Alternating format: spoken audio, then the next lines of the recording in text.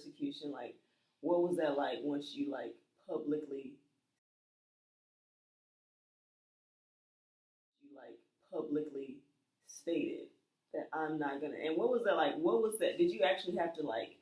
What was the process like to actually renounce the organization? Okay, so that's like a two-part question. Yeah. So to renounce, I actually first and foremost I went before God and I repented, and the next thing for me was finding out the time where I could send in a letter to nationals and ask them personally to remove me. And it's kind of like a multiple step process.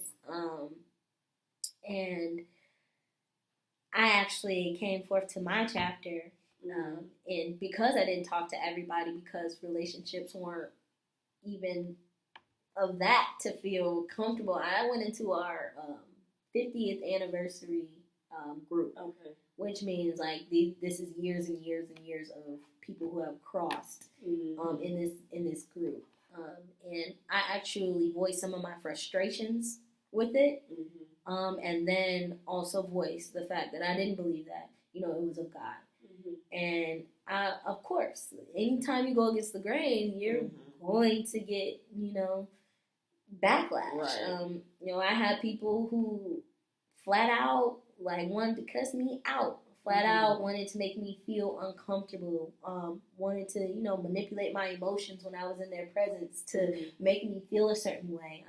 I know after I denounced, I purposely went to homecoming on purpose, and I went to stand in front of all of them to let them know, oh yeah, no.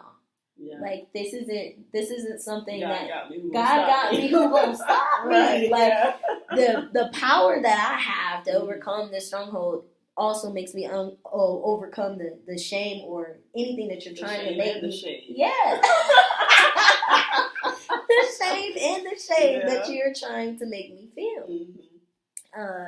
And so I purposely did that, but I also wanted people to see themselves, because there was some people who I know for a fact loved God, and I had candid conversations with them about Jesus and everything else.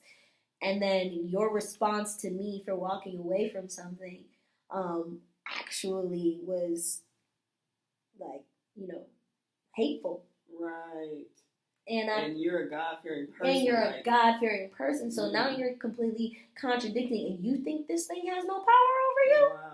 Wow. It'll change your entire character. Wow. Because the person I knew before you got mad that I didn't want to be a part of this anymore was caring, loving, wanted to know what was wrong with me, cared about, what, and respected my decisions. So instead of you respecting my decisions, even if you don't, agree, instead you become hateful. Wow. Stronghold, 100%. And, it was an experience for me that I would not change for the world, actually. Never do it again. I would never do it again, but it was definitely an experience that I don't regret having. Because since then, God has navigated people to me that have been like, I don't really know, like, I'm kind of feeling this about it. And sometimes we go through things so that other people don't have to. Right. Right. And I actually learned a lot about myself, because at the same time that they raised my insecurities and the things that were wrong with me to the surface, I actually had to look those things in the face, and that's when God activated my power to be able to accept my truth. That's so good. And become better. And the sorority didn't do that for you? No, not at all. No, if anything, they had me hating myself. If anything, they had me really feeling like I needed to conform and be like them. But it was always this strand of me, right, that was like, I ain't doing that. And that really, I think, made them dislike me more and more. It was before I renounced. It was like, don't nobody like me in this anyway. Because I had always been that person that was like, there's just some stuff I'm not doing. Like, I'm not. Yeah, I don't care about that. Like, we have to always be with these people. Well, I have friends, so I'm going to go I'm gonna go be with them. Right. Like, it was little things like that that would frustrate people. And I think specifically there's this strain that we call, and not let me say we, but when I was in it, called deference. In that people who came before you, you were almost in total servitude of them, no matter when you crossed. But if you were under them, then whatever they wanted to say went, or whatever and there's a difference between serving someone and being enslaved. Right. So, yeah. And would you say, like, those experiences in, the deferencing of those people, was it kind of denigrating at times? Yeah. Okay. Yeah. It was definitely denigrating at times. Like, do this, do that. And that was one of the things I really battled with, because I found myself one day being that person. So let's just put it out there. I've been that person that was like, I think I'm better than you because I'm in this organization. I've been that person that feel like I can look down on you because I crossed then and you want what I have.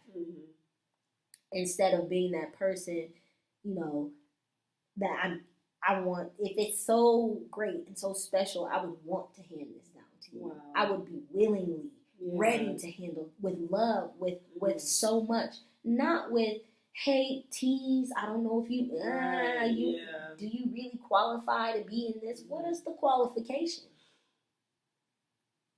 Wow. What's the qualification? I think the qualification, at the conclusion I've come to, is a low sense of self.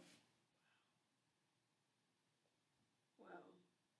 Because those are the people that we can make. Wow. The people that don't realize that they've already been made in the image of God. Yeah. That's good. Yeah. So do you still have any relationships with some of those? Mm-hmm. Okay. Yeah, I have some relationships, and they respect my decision, and I respect their decision, and I mean, we really don't talk about it. Honestly, we just move forward in relationship. Yeah. Just like anybody that we encounter that we feel like is not doing or aligned with righteousness, we don't make them feel bad for not. I'm gonna love you until you see through me that this is what it is. Right. That's the standpoint that our relationship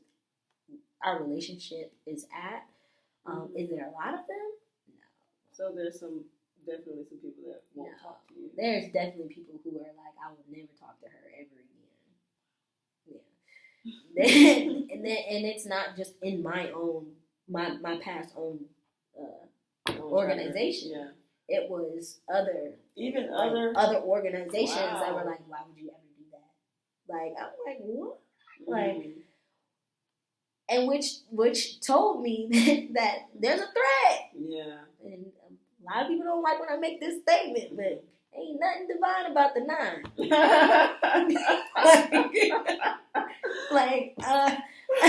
Only somebody who doesn't care would laugh at that. Right. Wow. Okay. So do you have any regrets? Do you feel like you made the right decision?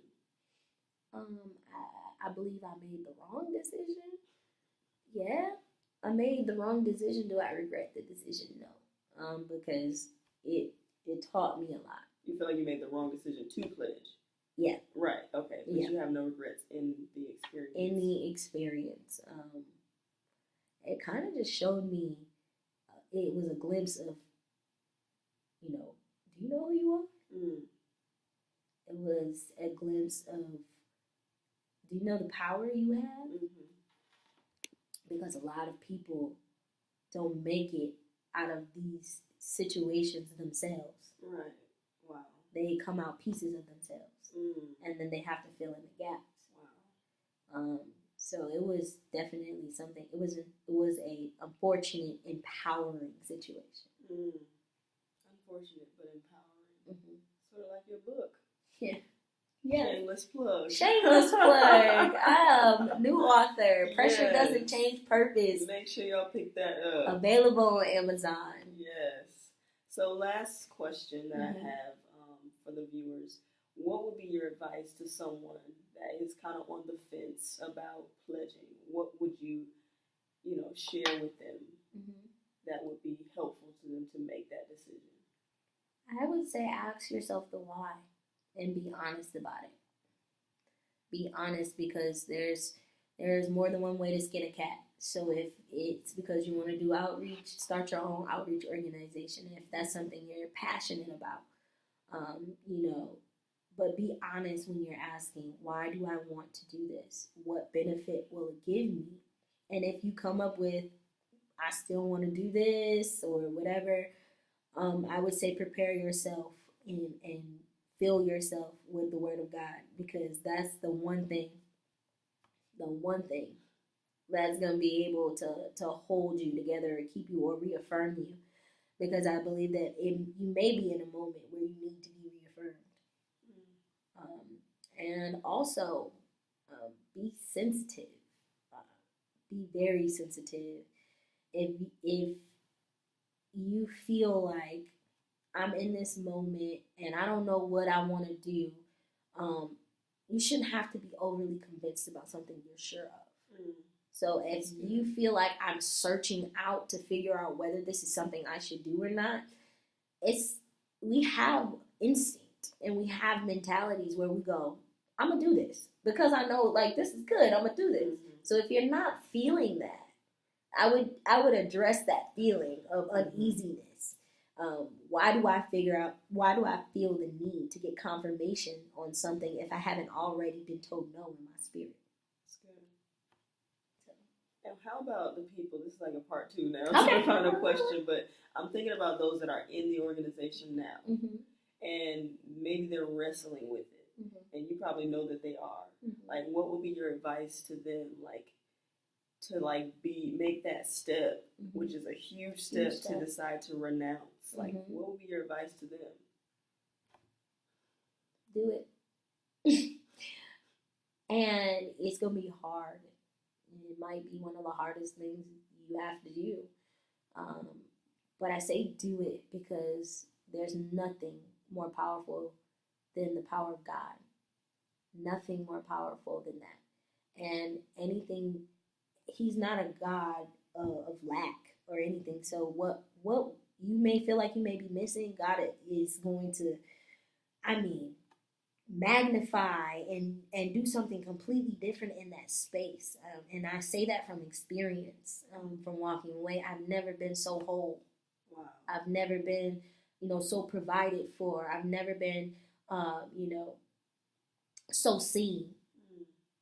So seen, and attention is a huge part of these orgs, but I've never been so seen. Wow. In this space, and I thank God for that. I honestly have to truly give Him all glory and praise for being seen, and even when I feel like other people can't see me, He reaffirms that He is seeing me, and I know He's seeing you. And if you would just let Him, He will put you in places. He will give you access to different doors that you haven't even imagined. But the things you can't imagine, you can have those too. Wow. That's really good. Well, I commend you, Leah. You are brave. Some people don't get to this decision until they're like late in their 40s when it kind of doesn't matter anymore. Yeah. But you are just, 25? 26 years old, and she could very much still be a part of that lifestyle. And again, just because you're Christian doesn't mean that the organization goes away. If anything, sometimes it intensifies in some circles and denominations. So it is a bold move for you to have made that decision, living in your truth, walking in your truth, and glorifying God in it, and not being afraid to share your story. So I commend you. I thank God for you, and I love you. Thank you so much. All right, ladies and gentlemen, this has been a special episode of 60 Seconds of Seminary. This is Stephanie Anderson and your girl, Leah. Make sure you guys follow her on social media. What's your social media handle? Shelia Roby. Shelia Roby, and make sure y'all pick up that book. I'm telling you, it's going to be a phenomenal experience for you, especially if you kind of want to follow her journey, her story, and get some tidbits on how you can navigate through the pressures of life, similar to the situation that we discussed today. All right, I love y'all, and I will see y'all next week. Bye-bye.